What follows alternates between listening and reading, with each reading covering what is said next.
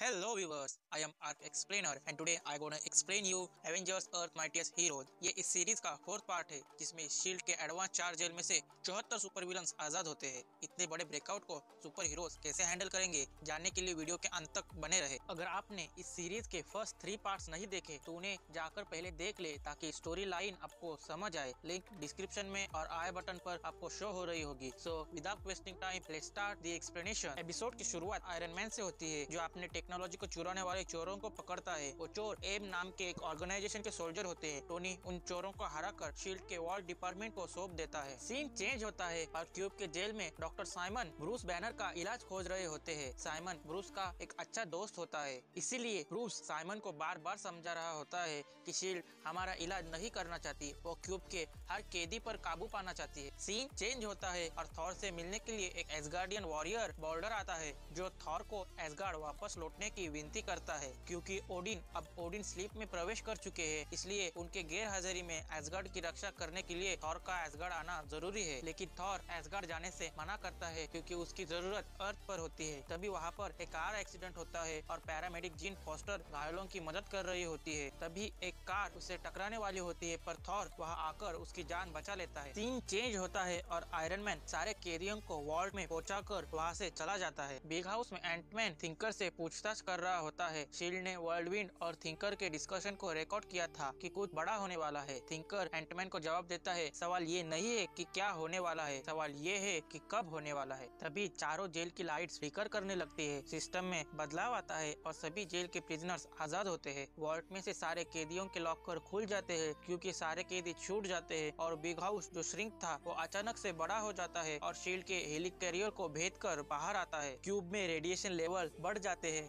और gamma explosion होता है। शील्ड का हेलिकैरियर डिसबैलेंस हो जाता है। बिग हाउस के सारे कैदी शील्ड के गार्ड्स को मारकर भागने लगते हैं, लेकिन वास और मारिया उन्हें रोकर वास एंटमैन को ढूंढने जाती है। आयरन मैन को पेपर पॉट्स हेलिकैरियर पर हुए हमले के बारे में बताती है और आयरन मैन का एआई जार्विस उसे वॉर के ब्रेकआउट के बारे में बताता है। थॉर जेन के साथ जूस पीते हुए अपने पिता की ओडिन स्लीप उसे एक्सप्लेन कर रहा होता है। जेन उसे थोड़ा ब्रेक लेने को कहती है और तभी वहाँ पर एक बड़ा सा ब्लास्ट हो जाता है। थॉर वहाँ से तुरंत चला जाता है। क्यूब में ब्रूस मलबे के नीचे दबा होता है और वहाँ साइमन आता है जो ब्रूस के बातों को मान लेता है कि यहाँ से सारे कैदी भाग जाएंगे। इस बात पर यकीन कर लेता है। साइमन पर गामा रेडिएशन का इफेक्ट होने लगता है और वो ब्रूस के ऊपर के कंक्रीट को बड़े आसानी से उठाकर फेंक देता है। तभी उस पर पीछे से जैक्स नाम का एक सुपर विलन हमला करता है। वॉल्ट में फरार कैदी अपने हथियार लेने आर्मरी में जाते हैं। तभी हॉकाई वहाँ आकर उन्हें रोक लेता है। बिग हाउस में वैस एंटमैन को ढूंढते हुए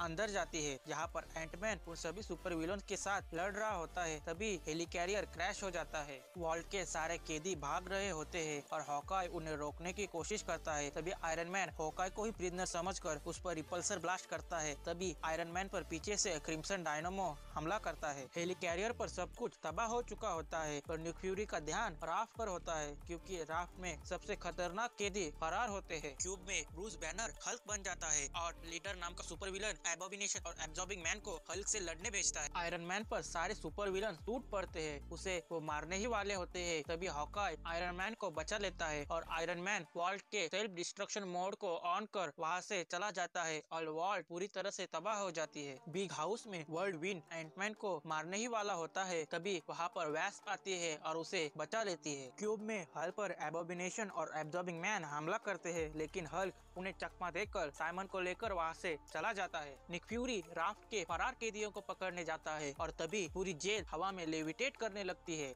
और उनमें से सबसे पावरफुल सुपर विलन ग्रेविटॉन आजाद हुआ होता है। वो अर्थ के ग्रेविटेशनल फील्ड को कंट्रोल कर सकता है। वो निक फ्यूरी से बदला लेने के लिए उसे ग्रेविटी की मदद से हवा में उठा लेता है। शील्ड ने डॉक्टर फ्रैंकलिन को सुपर सोल्जर प्रोजेक्ट पर काम करने को अपॉइंट किया था। डॉक्टर गामा रेस की मदद से अपने प्रोजेक्ट पर काम करते वक्त एक हादसे का शिकार होते हैं और वो डॉक्टर फ्रैंकलिन से ग्रेविटॉन बनते हैं। फ्यूरी उसे वक्त पर रोककर उसे कैद कर लेता है, लेकिन ब्रेकआउट में ग्रेविटॉन आजाद होता है और दुनिया पर कब्जा करने की शुरुआत फ्यूरी को मारकर करने वाला होता है। तभी थॉर उसे अपने हैमर की मदद से दूर फेंकता है और वैस नीचे गिर रहे निक फ्यूरी को बचाती है। थॉर ग्रेविटॉन को रुकने की आखिरी चेतावनी देता है, लेकिन ग्रेविटॉन बात ना मानकर उसे ही चुनौती देता है। उन दोनों में फाइट शुरू हो जाती है। थॉर अपने हैमर की मदद से ग्रेविटॉन पर लगातार हमला करता है, लेकिन वो ग्रेविटी की मदद से एक प्रोटेक्टिव शील्ड बनाकर उसे दूर फेंक देता है। दूसरी तरफ हल्क साइमन को लेकर उसी कैफे में आता है जहां वो पहले आया करता था। उस कैफे के ओनर को साइमन को मेडिकल हेल्प देने को कहता है। तभी हल्क के अंदर की आवाज ब्रूस बैनर उससे सुपर हीरोज की मदद करने को मोटिवेट करती है, लेकिन हल्क एक शर्त रखता है कि वो हल्क बनकर हमेशा ऐसा ही रहेगा, ब्रूस बनकर नहीं। ब्रूस बैनर तो फिर मान जाता है। ग्रेविटॉन थॉर पर हावी होने की कोशिश करता है और उस पर लगातार हमला करता है। ग्रेविटेशनल फोर्स का इफेक्ट उस पर हजारों गुना बढ़ा देता है। इससे थॉर सीधा समुद्र के गहराइयों में गिर जाता है। वैस उसे रोकने की कोशिश करती है, तभी आयरन मैन जोर से उसे पंच मारकर पानी के गहराइयों में फेंक देता है। तभी ग्रेविटॉन आयरन मैन को सीधा ग्रेविटेशनल फोर्स की मदद से स्पेस में भेज देता है। फिर एंटमैन जायंट मैन बनकर ग्रेविटॉन को अपने हाथों के बीच दबाने की कोशिश करता है, लेकिन वो अपनी फोर्स की मदद से उसे दूर फेंक देता है। तभी ग्रेविटॉन निक फ्यूरी पर हमला करता है, उसे कुचलने की कोशिश करता है, लेकिन वो शख्स निक फ्यूरी ना होकर एक एंड्रॉइड होता है। गुस्से में ग्रेविटॉन पूरे शहर को आसमान में उठा लेता है। ये सीन मुझे Avengers age of Ultron movie के फाइनल बैटल की याद दिला देता है। तभी थॉर ग्रेविटॉन पर अपने हैमर से वार करता है। ग्रेविटॉन सिटी के निचले साइड से सीधा जाकर टकराता है। तभी वो पूरी सिटी नीचे गिरने लगती है। थॉर उस सिटी को सही सलामत नीचे उतार देता है। आयरन मैन भी ग्रेविटी की इफेक्ट खत्म होने पर अर्थ की तरफ फुल स्पीड से आता है और ग्रेविटॉन पर यूनिबीम से हमला कर देता है। ग्रेविटॉन को सारे सुपर हीरोज घेर लेते हैं, लेकिन वो सबको दूर फेंककर उन पर हमला करने वाला होता है। तभी वहाँ पर हल्क उनकी मदद करने आ जाता है और एक ही पंच से